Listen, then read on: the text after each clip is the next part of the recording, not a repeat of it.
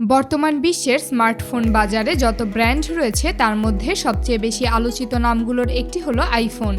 আন্তর্জাতিক বিভিন্ন market report অনুযায়ী বর্তমান বিশ্বের মোট স্মার্টফোন ব্যবহারকারীদের প্রায় 28 থেকে 30% মানুষ আইফোন ব্যবহার করে। অর্থাৎ প্রতি 100 জন স্মার্টফোন ব্যবহারকারীর মধ্যে প্রায় 30 জনের হাতে থাকে আইফোন। তবে সবথেকে বেশি এই মোবাইল ফোন ব্যবহার করে থাকে আমেরিকার মানুষজন। তবে সবথেকে আশ্চর্যের ব্যাপার হলো এই ফোনটি কিন্তু যুক্তরাষ্ট্রে তৈরি হয় না। আর চীনে একেবারে আইফোনের ব্যবহারকারী নেই বললেই চলে। কিন্তু বাস্তবে বিশ্বের সবচেয়ে বেশি আইফোন তৈরি করা হয় চীনে। বিশেষ করে চীনের ঝেংজৌ শহরের বিশাল কারখানাকে অনেকেই আইফোন সিটি বলে ডাকে, কারণ সেখানে লাখ লাখ কর্মী একসাথে কাজ করে শুধুমাত্র আইফোন তৈরির জন্য। এছাড়াও বর্তমানে ভারতেও ধীরে ধীরে আইফোন অ্যাসেম্বল শুরু করা হয়েছে। তবে সবথেকে অবাক করার ব্যাপার হলো এই আইফোন কিন্তু সাধারণ মোবাইলের মতো তৈরি করা হয় না। এই ফোন তৈরি করার ক্ষেত্রে নিরাপত্তা এবং গোপনীয়তা সবচেয়ে বেশি গুরুত্ব পায়। পৃথিবীর অনেক ফোন কারখানার কর্মীরা সহজেই ফোন হাতে নিতে পারে, ছবি তুলতে পারে বা ভিডিও করতে পারে। কিন্তু আইফোন তৈরির কারখানায় বিষয়টা সম্পূর্ণ আলাদা। সেখানে বহু জায়গায় ক্যামেরা ব্যবহার নিষিদ্ধ থাকে। কর্মীদের অনেক সময় বিশেষ আইডি কার্ড দিয়ে প্রবেশ করতে হয়। এমনকি কিছু অংশে কাজ করার সময় কোনো ধরনের ব্যক্তিগত ডিভাইস নিয়ে ঢোকাও নিষিদ্ধ থাকে। কারণ নতুন আইফোনের ডিজাইন বা প্রযুক্তি বাইরে ফাঁস হয়ে গেলে সেটা পুরো কোম্পানির জন্য বড় ক্ষতির কারণ হতে পারে। একটা আইফোন তৈরির কাজ শুরু হয় ডিজাইন রুম থেকে। প্রথমে ডিজাইন টিম ফোনের পুরো ডিজাইন তৈরি করে। কোন মডেলে কত বড় ডিসপ্লে থাকবে, ক্যামেরা কোথায় থাকবে, ব্যাটারির ক্ষমতা কত হবে, কোন ধরনের চিপ ব্যবহার করা হবে, এসব নিয়ে বছরের পর বছর গবেষণা চলে। এরপর ফোনের প্রতিটি যন্ত্রাংশ আলাদা আলাদা কোম্পানি তৈরি করে। মজার বিষয় হলো একটা আইফোনের সব পার্টস এক দেশে তৈরি হয় না। এর ডিসপ্লে এক দেশ থেকে আসে, ক্যামেরা অন্য দেশ থেকে আসে, আবার চিপ অন্য জায়গা থেকে তৈরি করা হয়। বর্তমান লেটেস্ট আইফোনগুলোর সবচেয়ে গুরুত্বপূর্ণ অংশ হলো এর প্রসেসর বা চিপ। বর্তমানে আইফোনে ব্যবহার করা শক্তিশালী চিপগুলো তৈরি করে তাইওয়ানের বিখ্যাত কোম্পানি TSMC। এই ছোট্ট চিপের ভেতরেই থাকে কোটি কোটি ট্রানজিস্টর। এত ক্ষুদ্র প্রযুক্তি ব্যবহার করা হয় যে অনেক সময় মানুষের চুলের থেকেও হাজার গুণ ছোট অংশ নিয়ে কাজ করতে হয়।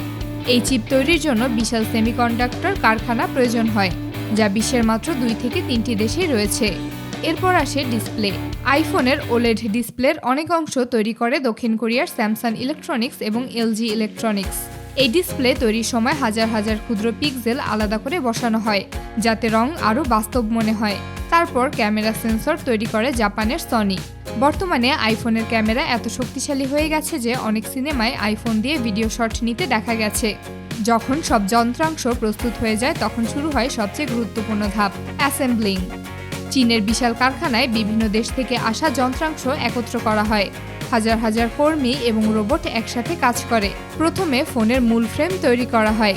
এই ফ্রেম সাধারণত অ্যালুমিনিয়াম বা টাইটেনিয়াম দিয়ে তৈরি করা হয়। বিশেষ করে লেটেস্ট প্রো মডেলগুলোতে টাইটেনিয়াম ব্যবহার করা হয়, যাতে ফোন আরও শক্তিশালী এবং হালকা হয়। এরপর ফোনের ভেতরে মাদারবোর্ড বসানো হয়। এই মাদারবোর্ডে প্রসেসর, মেমোরি এবং অন্যান্য গুরুত্বপূর্ণ চিপ থাকে। এরপর অত্যন্ত সাবধানতার সাথে ক্যামেরা মডিউল বসানো হয়। তারপর ব্যাটারি বসানো হয়। আইফোনের ব্যাটারি বসানোর সময় বিশেষ ধরনের আঠা ব্যবহার করা হয়, যাতে ব্যাটারি নিরাপদভাবে আটকে থাকে। এরপর আসে ডিসপ্লে সংযুক্ত করার কাজ। এটা পুরো কাজের সবথেকে কঠিন অংশগুলোর একটি, কারণ ডিসপ্লের সাথে ফেস আইডি সেন্সর, সামনের ক্যামেরা এবং বিভিন্ন ক্ষুদ্র সেন্সর যুক্ত থাকে। ফেস আইডির প্রযুক্তি এতটাই জটিল যে ব্যবহারকারীর মুখে 3D ম্যাপ তৈরি করতে পারে। এজন্য এই অংশে অত্যন্ত নিখুঁতভাবে কাজ করতে হয়। আইফোন তৈরির সময় শুধু মানুষই কাজ করে না, অসংখ্য রোবটও ব্যবহার করা হয়। বিশেষ করে স্ক্রু লাগানো, আঠা প্রয়োগ, ক্যামেরা ঠিকভাবে সেট করা এবং ফোন পরীক্ষা করার মতো কাজে রোবট ব্যবহার করা হয়। কারণ রোবট খুব দ্রুত এবং নিখুঁতভাবে একই কাজ বারবার করতে পারে। ফোন পুরোপুরি তৈরি হয়ে গেলে শুরু হয় টেস্টিং। এই ধাপটা অনেক মানুষই জানে না। একটা আইফোন বাজারে যাওয়ার আগে অসংখ্য পরীক্ষা করা হয়। কিছু ফোন বারবার ফেলে পরীক্ষা করা হয় কতটা শক্তিশালী সেটা দেখার জন্য। কিছু ফোনকে অতিরিক্ত গরম পরিবেশে রাখা হয়। কিছু ফোন আবার পানির ভেতর পরীক্ষা করা হয়। এছাড়াও বাটন ঠিকমতো কাজ করছে কিনা, ক্যামেরা ঠিক আছে কিনা, স্পিকার পরিষ্কার শোনা যাচ্ছে কিনা সবকিছু আলাদা করে পরীক্ষা করা হয়। এরপর সফটওয়্যার ইনস্টল করা হয়। আইফোনের অপারেটিং সিস্টেম হলো iOS। সবশেষে ফোন প্যাকেজিং করা হয়।